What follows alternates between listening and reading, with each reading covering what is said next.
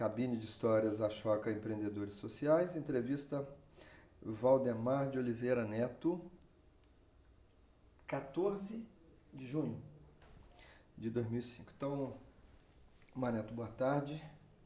Queria começar a entrevista perguntando seu nome completo, data e local de nascimento. Valdemar de Oliveira Neto, 10 de junho de 59, nasci no Recife, Pernambuco. E, Maneto, você tem muitas recordações dessa sua infância no Recife? Você passou sua infância lá? Toda a infância lá. O Maneto, que é o meu apelido, que é o meu elemento mais forte de identidade, que é o meu nome, vem dos quintais do Recife, das brincadeiras com os irmãos. E o meu avô era Valdemar de Oliveira e eu Valdemar Neto. E o Valdemar Neto, nos quintais, virou Maneto, e esse é o meu nome que eu trago. Então eu trago os quintais do Recife comigo, como parte da minha vida. E como é que era o Recife naquela época lá, anos 60? Já era uma cidade de contrastes profundos. Ela depois foi crescendo e deteriorando, mas era uma cidade em que ainda era possível, você, vindo de uma família de elite de classe média, você conseguir viver na cidade sem ter consciência da pobreza. Eu acho que hoje isso já não é possível num Recife de 53% da população abaixo da linha de pobreza e com a violência transbordando, invadindo a casa das pessoas. Na época em que eu fui educado, era possível sim ser parte de uma elite, e foi assim que a gente foi educado, absolutamente protegida, que vivia da casa para a escola, para o clube, para a casa da praia, para a casa da a chácara, a granja, e você viver completamente inconsciente da situação da pobreza. Mas, ao mesmo tempo, a pobreza estava ali, presente nos mangues, nas favelas e tal. Mas era uma cidade muito menos conflitada como ela é hoje. Era uma cidade que tinha uma história cultural muito rica, uma elite cultural também muito produtiva, muito criativa. E eu tive uma infância de classe média alta, muito parte daquela elite, de uma elite cultural bastante criativa e interessante. E, ao mesmo tempo, num lugar que tinha uma elite econômica que terminou gerando o tipo de sociedade que a gente tem hoje. E, Maneto, teve assim, algum marco, a primeira vez que você se deparou com uma situação assim, de injustiça social, que você percebe isso mais fortemente? Eu sempre fui ligado na convivência com os empregados, com as famílias mais pobres do bairro. Então, eu sempre tive uma curiosidade e sempre fui, dos irmãos todos, o que mais se metia nas conversas e convivia, tentava conviver com as pessoas mais pobres. Mas isso, enfim, não, era algo que se destacava, mas não era algo que tinha marcado. Um momento que marcou foi um momento de uma pelada de rua, jogar bola no meio da rua, e que a gente convidou uns meninos que pediam esmola para jogar com a gente. E no meio da partida, um dos meninos desmaiou. E aí deu aquele pânico, a gente correu para casa, trouxe a minha babá, que veio, que ajudou, levou para casa e se deu um suco. Enfim, o menino recuperou e aí estava tudo bem. E aí, eles muito constrangidos, os dois meninos, mas querendo ir embora para casa, mas aí, fazendo perguntas, eu aprendi que o menino tinha desmaiado porque ele tinha de manhã doado sangue. Doado sangue não, vendido sangue. E era uma família de pessoas que viviam da mendicância, né, que batiam na casa das pessoas, né, recebiam comida, né, e que também, né, para gerar renda, né, de quando em quando vendiam sangue. E para mim aquele foi um momento, né, de realmente, né, dar um curto-circuito, não conseguir entender, né, esse mundo. Né? E essa história, claro, na vida de um menino de 11, 12 anos isso Você passa, tinha 11, 12 mas anos. volta muitos anos depois, muito marcante esse momento, né, que antes tinha passado despercebido, mas que, né, tem muito a ver com depois né, a carreira e a trajetória, né, que a gente foi construindo no campo dos direitos humanos, na área social. E, Mané, tem uma pessoa assim que te marcou, que foi uma pessoa que influenciou aí nas suas escolhas? Pai, tio, professor? Tem um personagem assim encarnado nisso? Tem um personagem muito forte, né, que é o meu avô, né, o Só. Valdemar de Oliveira, né, que era, né, uma das grandes lideranças intelectuais, né, né, do estado de Pernambuco, né, era um pouco de quase tudo. Ele era médico, diretor da Faculdade de Medicina, escritor, jornalista, teatrólogo, advogado, era um pouco, né, um homem do iluminismo, né, e, enfim, com grande capacidade de criação, de empreendedorismo, e ele criou e fundou um grupo de teatro amador, né, que já tem... É o grupo de teatro amador mais antigo que existe no país. Funciona há 65 anos, de forma ininterrupta e de forma totalmente amadora. Né? Totalmente, é o Teatro de Amadores de Pernambuco. Tem obra publicada, Seu avô que fundou? Meu avô fundou, tem um teatro com o nome dele no Recife, né, e é uma associação sem fins lucrativos, né, até hoje. E aí a minha família era toda envolvida em torno do teatro, né, e do fazer teatro por amor, do fazer teatro como, né, como uma atividade de natureza cívica, pública, cidadã, né, uma coisa que era feita para a cidade, né, não era feita, né, para benefício próprio. E isso, claro que era um exemplo, né, muito grande. Então a ideia de dedicar a vida, né, a servir, dedicar a vida à comunidade, né, era algo que tinha exemplo muito forte dentro, né, dentro de casa. Ah, tá. E em que momento na sua vida surge como projeto esse caminho aí de trilhar pelo social?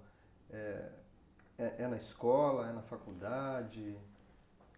Não, na escola eu era muito empreendedor, assim, estava sempre coordenando grupos e montando grupos e criando projetos, estava sempre, né, mas sem nenhuma consciência social mais, né, mais profunda. Foi a entrada na universidade, né, e o contato com o movimento estudantil, né, que foi o grande momento né, de abrir consciência, de começar a pensar e a entender um pouco a sociedade brasileira, começar a me meter na política mesmo, de reconstrução da UNE. E também foi um período nessa época de faculdade, ou pré-faculdade, né, de viagens, né, de mochileiro, de botar mochila e fazer grandes viagens, né, enfim, pelo mundo. Né? Eu, com 17 anos de idade, de mochila, passei 3 meses viajando pela Índia, Nepal, Afeganistão, Irã, né, Paquistão, Afeganistão, Irã, Turquia. Fiz uma viagem,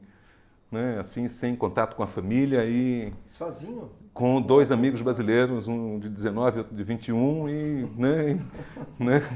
lá. Né, então, depois, quando eu voltei no Brasil, já na época de faculdade, fiz todo o interior do Nordeste, fiz, né, enfim, de ônibus para Belém e fazer Belém-Manaus de no navio gaiola, né, viagem pelo Pantanal.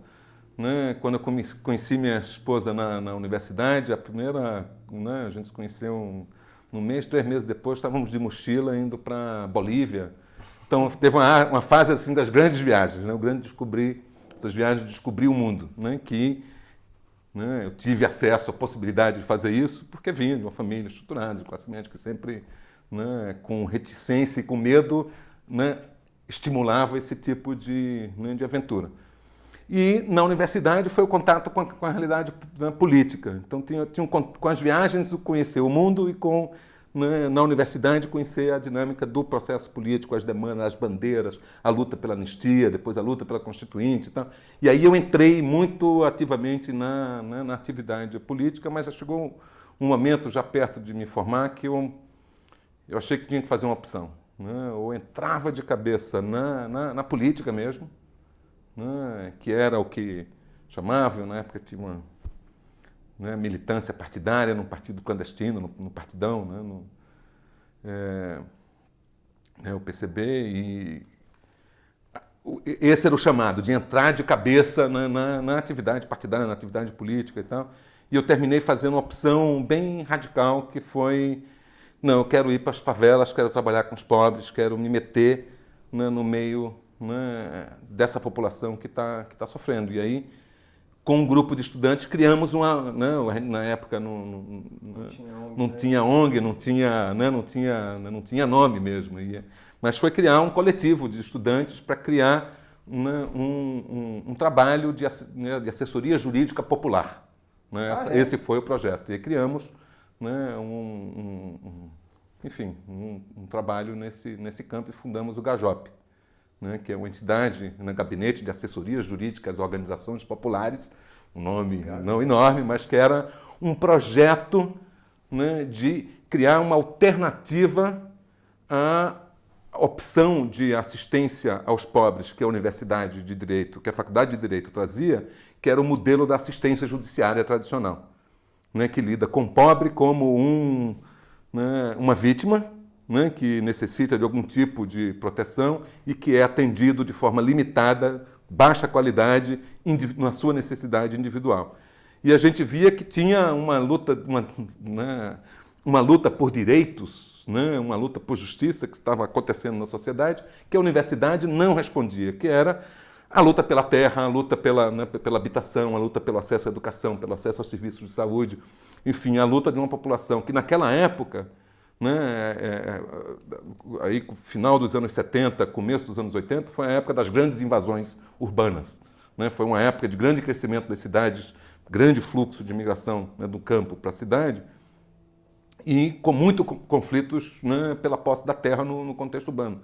Foi a época da multiplicação das favelas.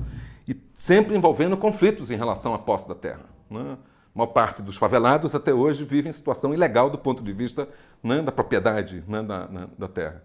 E então a gente resolveu montar um projeto para trabalhar com o direito coletivo, né, e aí a universidade não aceitava isso como um projeto alternativo de assistência aos pobres, né? Uhum. E aí a gente foi para a luta e construir um espaço, construir uma entidade que pudesse abrigar, né, um trabalho alternativo ao modelo da faculdade. E aí começou uma trajetória no campo dos direitos humanos, no campo das organizações da sociedade civil, tal, que aí definiu um pouco o meu caminho.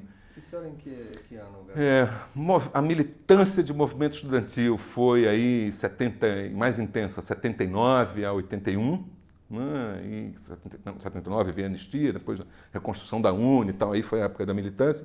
E em 81, né, a gente partiu para criar, né, o GAJOP, né, e com um grupo de colegas, e, enfim, alguns que ainda seguem à frente dessa entidade. Ah, ainda existe? Existe, e é uma das grandes entidades de direitos humanos no Brasil. O GAJOP, né, é uma entidade que tem, né, uma equipe hoje de 70 pessoas, é uma das grandes ONGs do Nordeste, então, né, que atua no campo de direitos humanos. Pessoas do grupo que fundou com você continuam lá? Continuam lá. Que interessante. E hoje em dia, num determinado momento, no primeiro momento, o trabalho era muito na coisa das favelas, né, da regularização, luta pela posse da terra, né, que envolvia desde você planejar o processo de ocupação, apoiar os movimentos sociais e a igreja de Dom Helder, no caso de Recife, na realização das invasões, né? Então tinha essa dimensão também aí um pouco, né, contestatária, subversiva, de assessorar o processo de ocupação ilegal, né, de terras, então assistir o movimento nesse processo. e depois ajudar a comunidade a garantir a sua permanência e garantir acesso a uma série de serviços, né? A educação.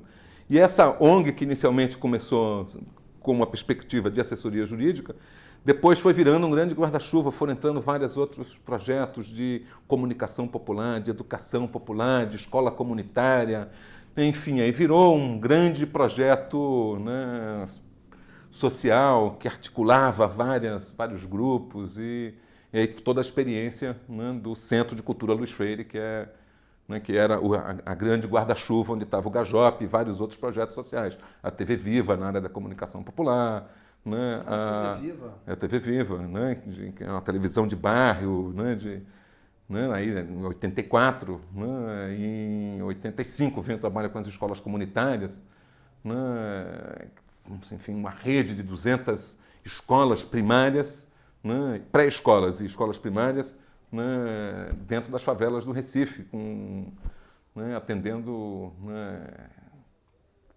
cerca de 20 mil alunos, movimento autônomo da sociedade civil, né, escolas vinculadas a associações de moradores e que o Centro Luiz Freire dava, né, apoio pedagógico, apoio técnico, apoio político. Então, começou como um trabalho ali na favela, numa perspectiva muito jurídica, e depois virou, na verdade, um trabalho, né, de cidadania, de desenvolvimento local, né, enfim, né, de construção, né, de alternativas para, né, a população. Tá. Diego, dá só uma pausa. Bem, e aí, quer dizer, você está esse período todo nessa movimentação em Recife, e aí você sai de lá quando? Não, e aí em 86, a gente estava nesse processo de construir, né, uma entidade com várias frentes de trabalho jurídico, de direitos humanos, né, Instituto Senso, trabalho com escolas comunitárias, trabalho... Enfim, começava a crescer, começava a vir demanda de todo o Estado para trabalhar com os atingidos de barragem lá em Itaparica, para trabalhar, né, enfim, com vários movimentos sociais no Estado, a gente começando a ter consciência de que éramos parte do Movimento Nacional de Direitos Humanos. Então, em 86, a gente ajuda a criar o Movimento Nacional de Defesa de Direitos Humanos, com um grande encontro de entidades de defesa de direitos humanos que a gente ajudou a organizar em Olinda. Então, exatamente isso. Tinha essa coisa de estar começando a tomar consciência, né, do tema dos movimentos sociais, das redes de ONGs, a gente começando a se reconhecer na sociedade e construir, né, alianças, redes, né, parcerias. Então esse foi um momento. Foi nesse momento que eu conheci, né, uma pessoa muito especial, que é uma outra grande influência na minha vida, né, que foi o William Drayton, né, o Bill Drayton da Ashoka. Ah, você conhece ele em 86? 85. 85? Quando ele vem ao Brasil ainda para estudar, para, né, criar o programa da Ashoka. E ele me procura como um advogado. Ele veio me procurar porque tinha indicado o meu nome como um advogado que mexia com, né, com esse tema das fundações internacionais, tinha relação com várias fundações e poderia ajudar na legalização da Ashoka, na abertura de um escritório, de um programa da Ashoka internacional no Brasil. Né? E a nossa primeira 1 hora de conversa foi sobre esse tema, né, o tema dos aspectos jurídicos da criação de uma entidade, né, da filial de uma entidade internacional no Brasil. E eu ajudei a Ashoka nesse processo. Mas aí a conversa não terminava, assim, 4 horas de conversa, e aí o Bill me pergunta se eu estou livre para depois jantar, aí depois me pergunta, depois de 4 horas de jantar, me pergunta se eu estou livre, né, para almoçar no outro dia, e eu fascinado com aquela, né, figura muito, né, especial. E alguns meses depois ele me convida para participar do processo de seleção da Ashoka. E aí eu participo do primeiro processo de seleção que teve, né, no Brasil. E essa conversa, esse conjunto de conversas e essa convivência com o Bill, ele, né, foi muito importante porque abriu a cabeça para uma série de temáticas. Né, de ter uma consciência mais clara, né, de que aquilo que a gente via como uma militância, ainda como quase uma extensão da militância política, né, e da militância estudantil, né, aquele ato de criação de uma organização cidadã que estava ali defendendo direitos, se comprometendo dentro de uma lógica cívica e cidadã própria, não vinculada à coisa do partido, que aquilo ali não era uma coisa isolada, mas que isso era um fenômeno global, né, e que a gente estava assistindo ao nascimento de uma nova sociedade civil planetária. E aquilo, né, para mim, né, foi um momento de revelação. E muito da minha trajetória posterior está vinculada à ideia de... Eu me sinto hoje uma pessoa que se dedica a sua vida a fortalecer a sociedade civil, né? A fortalecer essa rede e as várias redes, né? Essa trama de organizações de vida, né, cidadã. Né? Então, isso aí ajudou a me definir um pouco, tanto que a coisa do direito, a coisa dos direitos humanos estrito sensu, claro, obviamente super importante e fundamental, né? Mas não foi algo...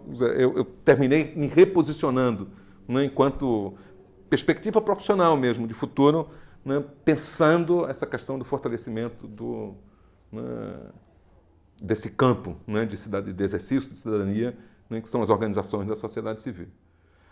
E uma outra coisa foi a discussão sobre o perfil empreendedor, sobre o empreendedor social, que traz todo o tema da discussão da liderança, né, e o coletivo, né, o indivíduo e o coletivo.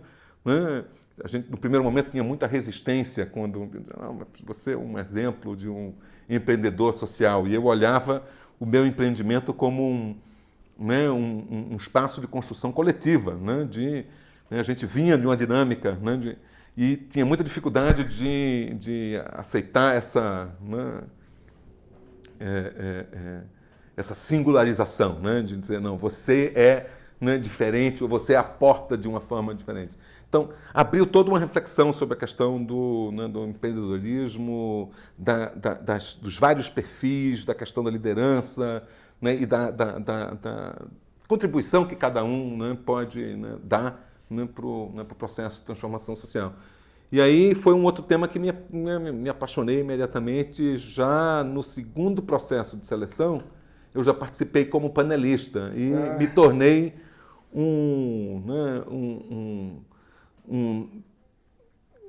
como se diz, um nominator, que é o termo que a Choca usa, né? Mas aquele que indica novos nomes de novas pessoas. Eu virei um militante, né, de trazer gente para a Choca, de indicar, de sugerir nomes, de estar circulando pelo Brasil e identificando, né, o perfil, né, do empreendedor, né, em vários campos, trabalhando essa diversidade de temas.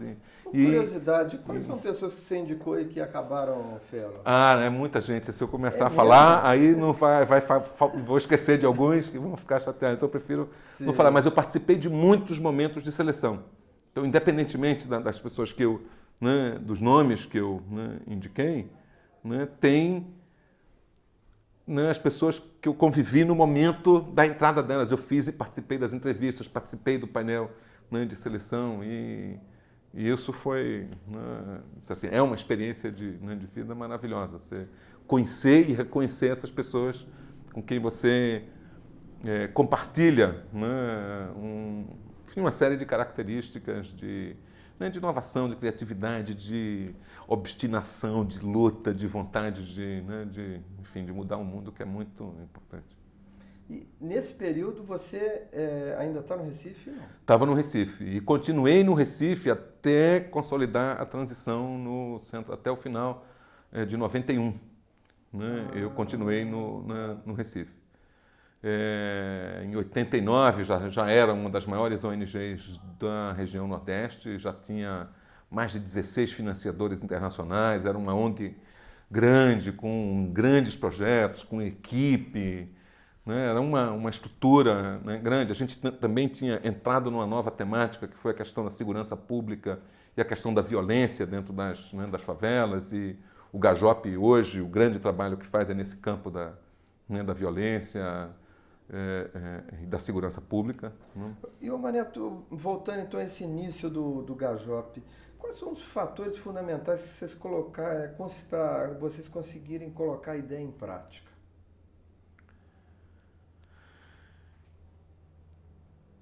Bom, aí Vários fatores. Eu acho que o primeiro fator fundamental era o compromisso visceral e profundo, né, com transformação social, né, com mudar uma realidade, né, que é, né, claramente inaceitável, inviável, né, desumana, injusta, né, que é o que a gente, né, tem dentro enfim, nas nossas cidades, nas ruas, né, nas favelas. Então a primeira coisa era né, esse compromisso profundo e um conjunto de valores associados, né, a esse, né, compromisso. Né? E essa eu acho que é o cimento fundamental, né, que dá consistência a essa rede, né, que dá sentido a todo esse trabalho, né, que é esse compromisso mesmo com a população marginalizada, com a população excluída, né, e né, essa dimensão quase épica, né, de transformar a realidade, né, enfim, de realmente, né, dedicar a vida a mudar o mundo. Então, esse nível de compromisso é um compromisso muito visceral, né, que no empreendedor social, né, é o grande motor da obstinação, né, do não desistir nunca, né, ir em frente e dedicar, né, a tua vida, né, àquilo ali. Né? Então, né, essa motivação, né, vem muito vem desse compromisso, né, com a transformação. Então, acho que esse que é um ingrediente básico, fundamental, né, das entidades da sociedade civil, que não são reprodutoras, né,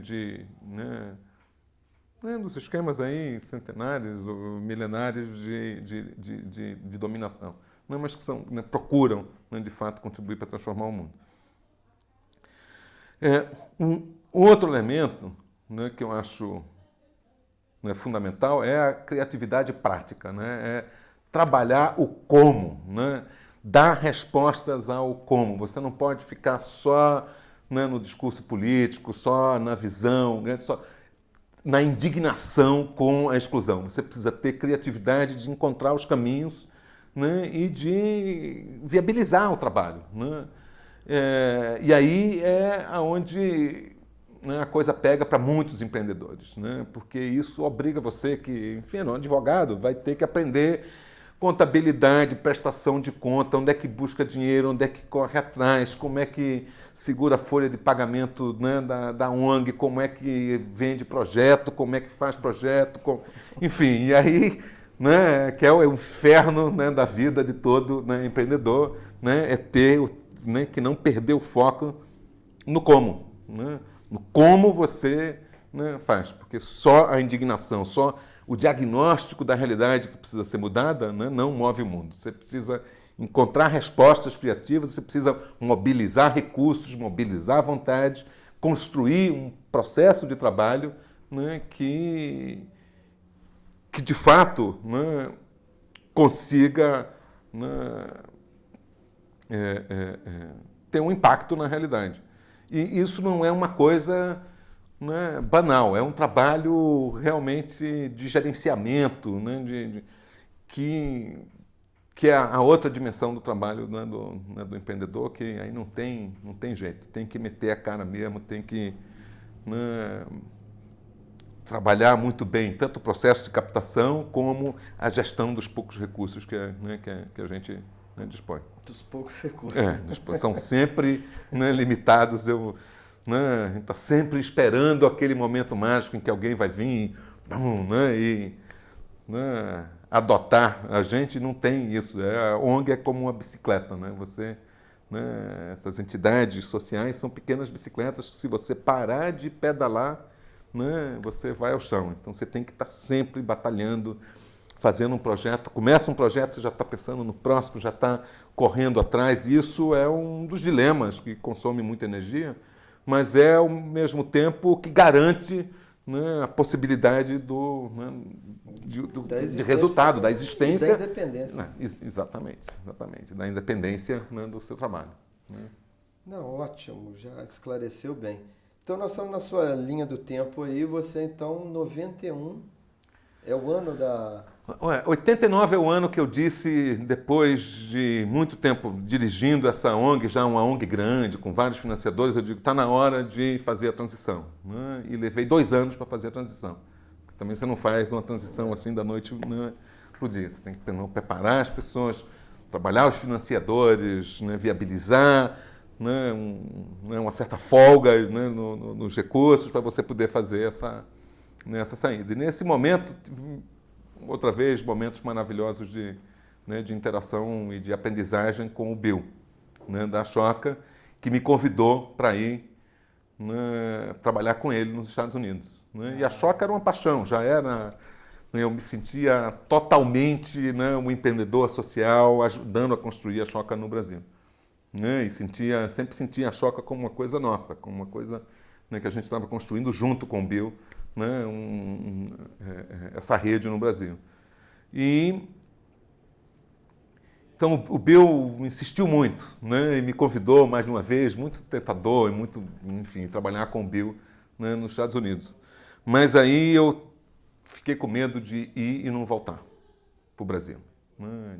Sair do Recife, ir embora para os Estados Unidos e não voltar. Aí eu disse para o Bill, olha, eu vou, mas antes eu preciso passar para São Paulo.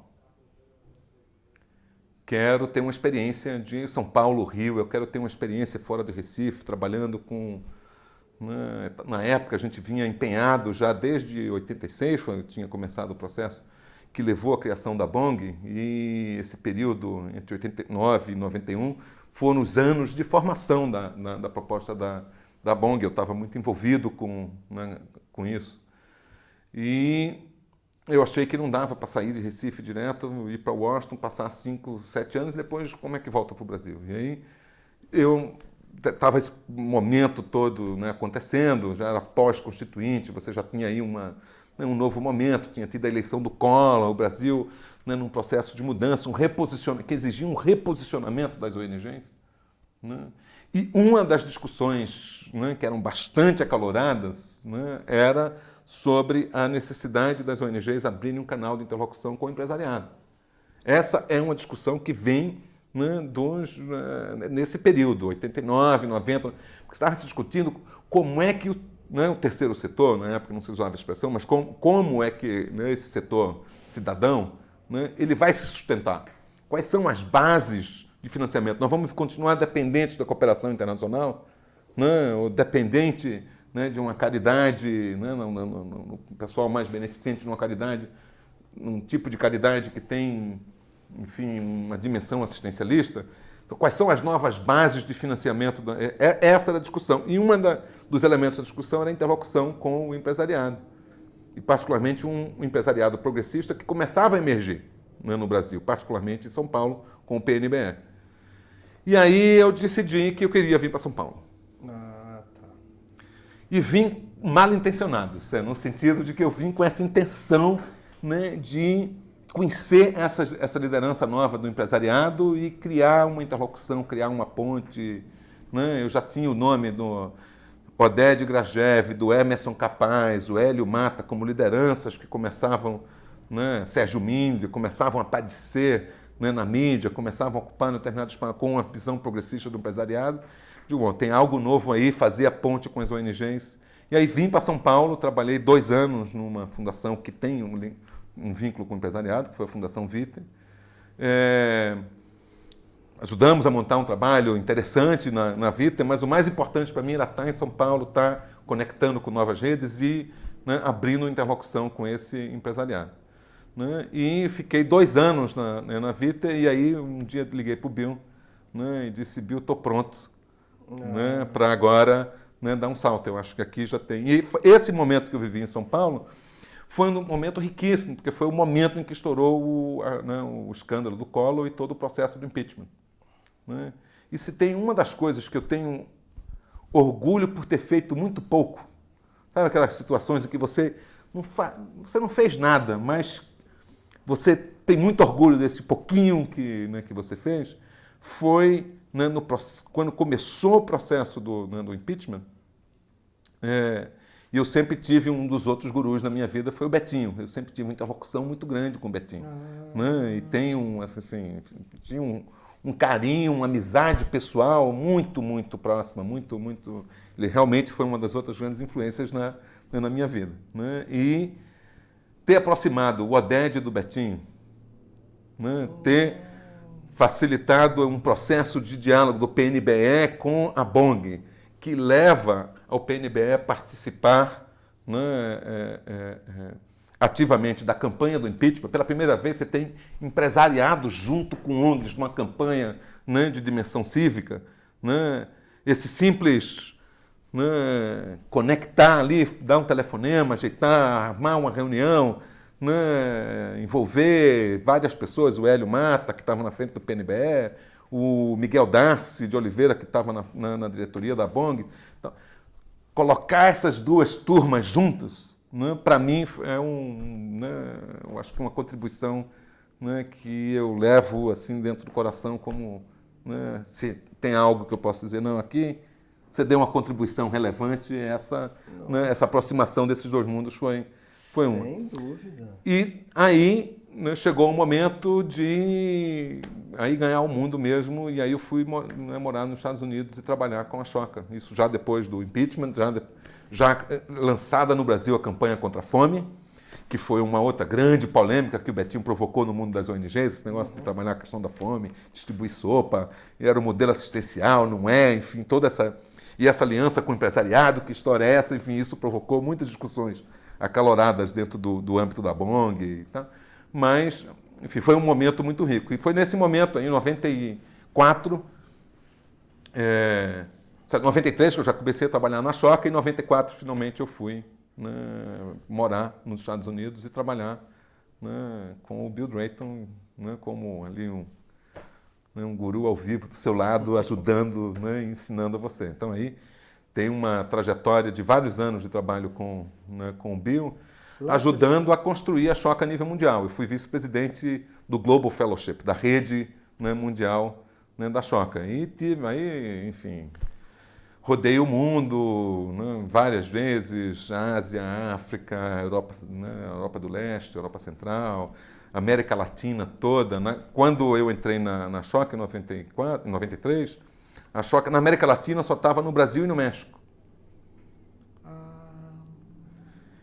E em 94 se conseguiu a doação de uma fundação que estava surgindo naquela época, que era a Fundação Avina, né, que a gente nunca tinha ouvido falar, né, a possibilidade, né, de acessar recursos bastante significativos para ampliar a Choca na América Latina. E eu participei da elaboração do projeto, né, da construção dessa relação da Choca com a Avina, e aí conseguimos, com esse apoio da Avina em 94, expandir a Choca para toda a América Latina. E aí logo depois saiu uma outra doação que a Choca recebeu para começar o programa no leste europeu, na Polônia, Hungria, República Tcheca, na Eslováquia e tal. Foi um outro processo que eu me meti, aí fortalecer e desenvolver os programas na Ásia, na África, e aí passei, né, bons 5 anos da minha vida né, viajando o mundo e ajudando a fortalecer a rede da Choca e trabalhando as várias dimensões e tendo essa oportunidade de, né, estar convivendo ali com o Bill. Rapaz, eu vou a Curitiba só para gravar uma sessão só disso. Só disso. Isso é espetacular, não é? Aí tem muita história, muita história.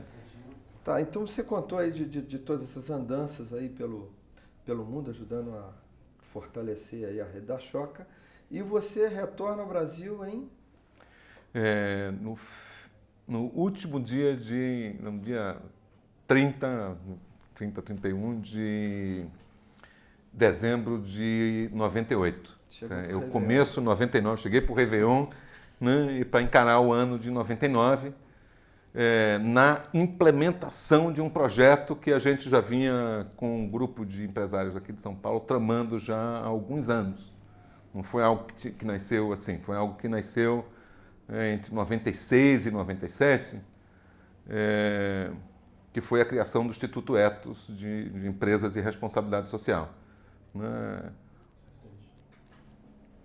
Fazendo... Bom, retoma depois. Então, você está falando sobre a Criação do Ethos. No período que eu estava trabalhando na Choca, a Choca, né, eu terminei me metendo na coisa da sustentabilidade da Choca e na captação de recursos para a sobrevivência da Choca. A Choca é uma grande bicicleta, né, de vários milhões de dólares por ano que são captados, e é um esforço, né, muito grande na instituição. E eu estava diretamente envolvido, cheguei a coordenar toda essa área de captação, né, de recursos da Ashoka durante um período. E aqui no Brasil tinha ajudado a criar, né, os primeiros grupos, as primeiras apoios locais do empresariado, né, e o envolvimento do empresariado com a Ashoka, né, com o Guilherme Leal da Natura e depois dele várias, né, outras, né, possibilidades e portas que a gente foi ajudando a abrir quando eu ainda estava no Brasil em 93. 94, né, eu termino, né, indo para os Estados Unidos e aí comecei a descobrir todo o mundo do empresariado progressista americano e o que estava acontecendo nos Estados Unidos, qual era o estado do debate, qual era, né, como é que é a agenda, né, dessa discussão da sustentabilidade empresarial, da participação dos empresários, na relação dos empresários com as entidades e com as causas sociais. Então, eu comecei a ter a possibilidade de fazer a ponte entre os empresários que eu tinha uma relação aqui, né, o Oded Grajew, Guilherme Leal da Natura, o Sérgio Mille, enfim, essa turma, Ricardo Young, Emerson Capaz, Hélio Mata, essa turma, conectar com esse processo, com essa outra turma que eu estava começando a conhecer nos Estados Unidos, né, através da Ashoka. E num determinado momento, em 97, o Oded tira um sabático e vem para Washington. E a gente monta um programa e juntos a gente faz um recorrido nos Estados Unidos, uma viagem, para conhecer e começamos a articular, né, a conexão desse grupo aqui, que tinha a experiência da Fundação Abrinq, que tinha a experiência de PNBE, com a nova agenda que estava sendo discutida no mundo, né, do mundo empresarial, que era a discussão da sustentabilidade, né, a coisa do triple bottom line, né, a necessidade das empresas conciliar a dimensão econômica com a dimensão social e a dimensão ambiental, né, e a discussão da responsabilidade social corporativa. E a Ashoka também atuava na Europa. A gente tinha todo o programa do leste europeu e viajava com frequência à Europa. E tinha os grupos de apoio da Ashoka em Londres, em Paris. Aí eu comecei também a conectar com esse debate do outro lado do Atlântico, lá na Europa, e aí conectar os empresários daqui com essa, né, discussão.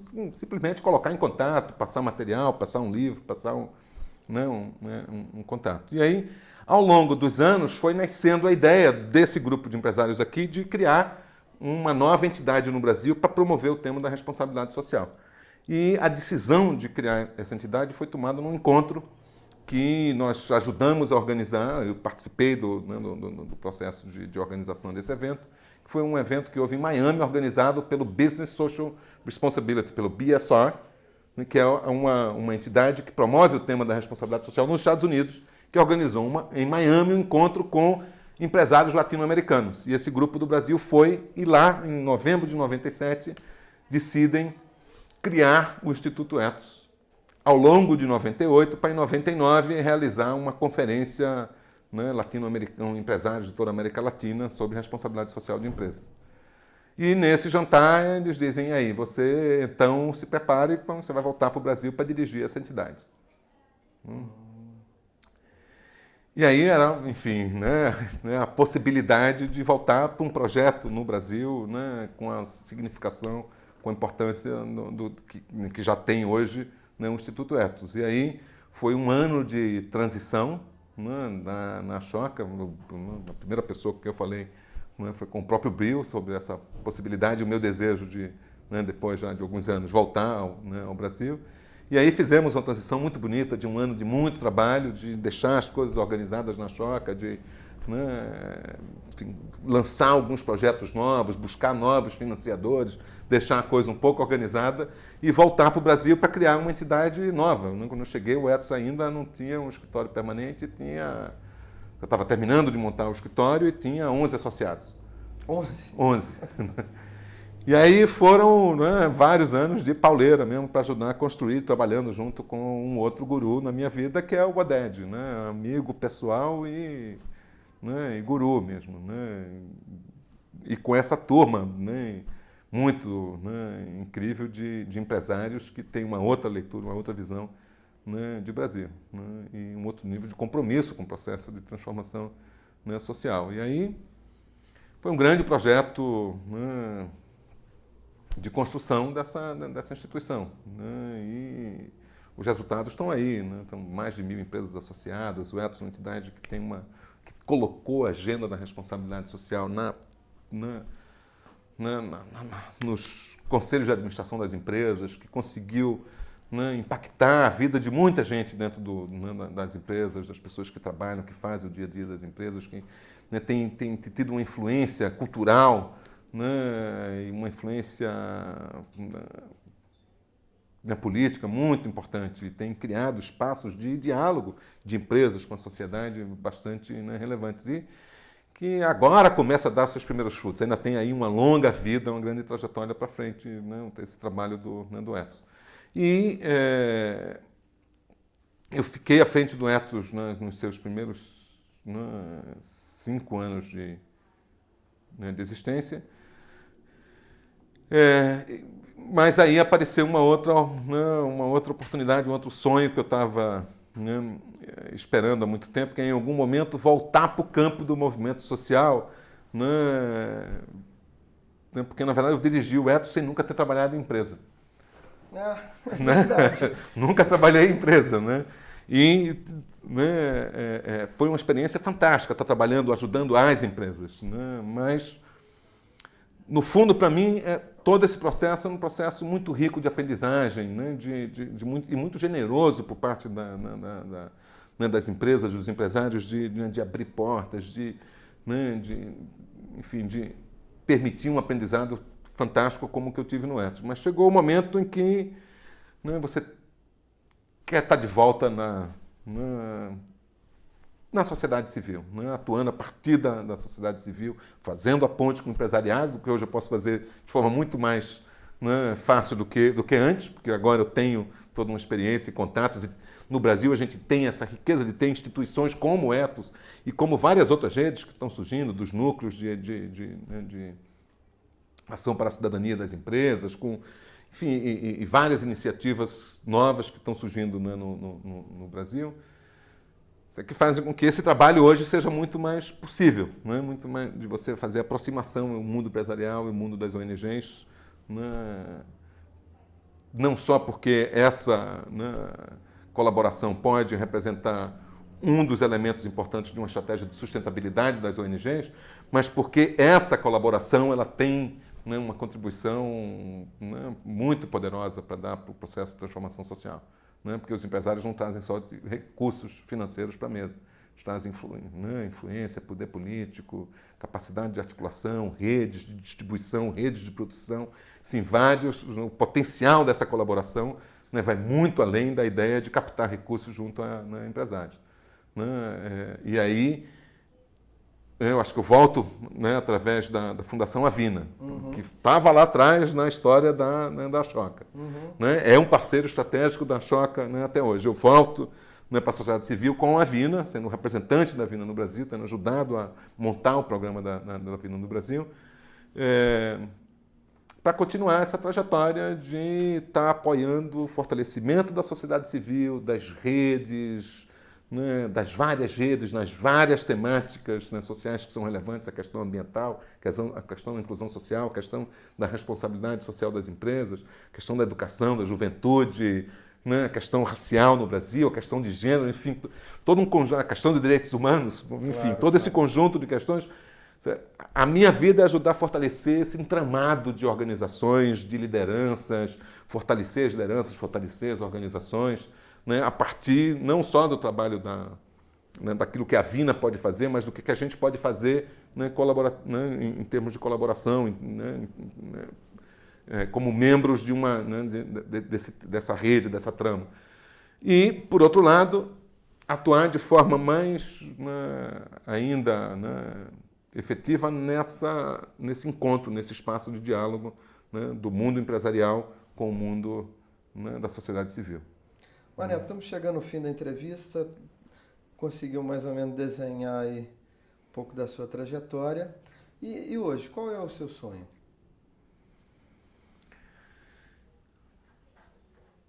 Olha, o sonho de hoje, né, é o mesmo sonho que está, né, daquela entrevista, né, do Bill em 86, né? Que é o sonho de ver essa vida cidadã, né? Essa trama de organizações da sociedade civil, né? O terceiro setor, né? No Brasil, né? Tá liderando o processo de transformação, né, social, né? Eu acho que da onde vem inovação que vai mudar o Brasil, né, que vai mudar as políticas públicas e influenciar as políticas públicas na direção correta, que vai pautar e influenciar as empresas, vem, né, da sociedade civil e da sua capacidade de estar conectada, né, com esse povo marginalizado e excluído, né? E é esse povo marginalizado e excluído, articulado, né, por essa trama de organizações que vai mudar o Brasil. E o meu sonho, né, não tenho nenhum sonho assim, de ver o Brasil, né, completamente mudado, de ver a realidade de um determinado segmento, né. As pequenas transformações, elas são fundamentais, mas o meu sonho é essa grande construção coletiva, né, de a gente conseguir no Brasil criar uma sociedade civil que é de fato solidária, que é capaz de cooperar, que não é preconceituosa, né, e que tem um profundo compromisso com a transformação social, né? Se a gente conseguir fazer com que a nossa sociedade civil não seja um apêndice dos partidos políticos, né, um espaço de filantropia, como dizia o Betinho, né, que a gente consiga, de fato, construir um setor cidadão, né, que, né, lidere esse processo de transformação. Eu acho que a gente vai, né, o meu sonho é ver isso se realizando, né? E isso não é um sonho que se sonha sozinho, esse é um sonho que tem que ser um sonho de todos, é um sonho para ser construído coletivamente, né? E acho que é isso que a gente está aí batalhando, esperando que aconteça nessa janela de oportunidade que o Bill diz que a gente tem, né? Que eu acho que o Brasil já perdeu algumas janelas de oportunidade né, no passado, mas o que eu vejo hoje na sociedade brasileira me dá muita esperança de que a gente, né, faz parte de um processo muito importante de mudança social, né, que se constrói no dia a dia dessas lideranças tantas, dessas organizações que estão aí espalhadas pelo Brasil. E principalmente pelo excluído lá na ponta, que é quem está, né, no fundo, né, é a luta, né, dele que no fundo vai mudar esse país. Se você perguntar no mais curto prazo quais são as coisas que estão mais me mobilizando, né, eu poderia dizer que aonde para mim hoje está sendo a maior fonte de aprendizagem é o trabalho com essa população que vive da catação, né? Bom, vocês têm feito um trabalho também muito legal, né? E aí tem sido uma fonte de aprendizado muito importante e de renovação daquela, né? Porque como vou eles usar dizem, né, que aquela pra tesão, gente é né? lixo, para eles é trabalho e renda, né?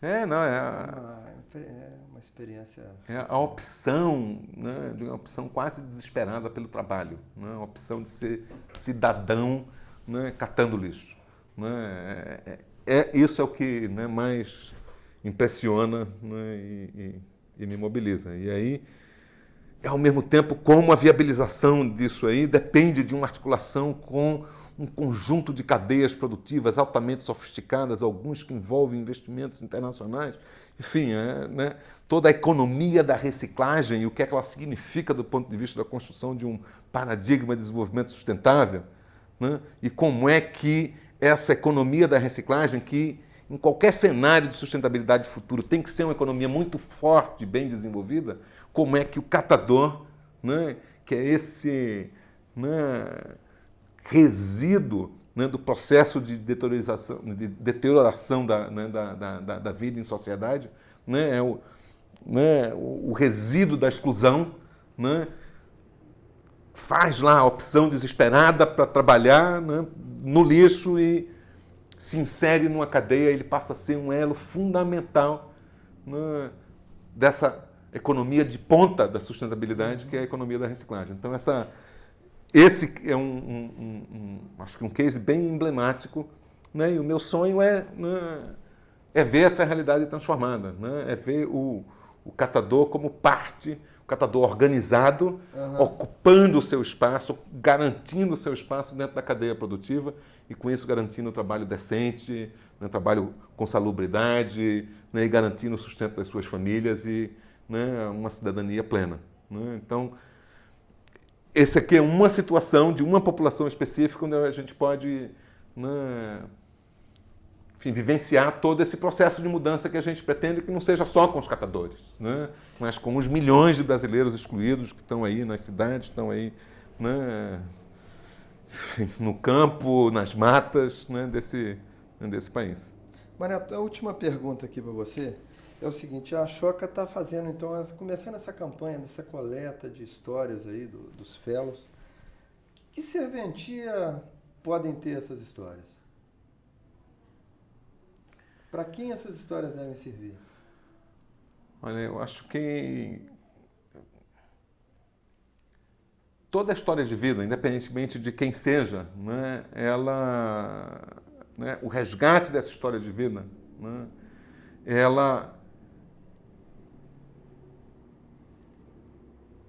serve, né, para a gente se reconectar com o humano. Né?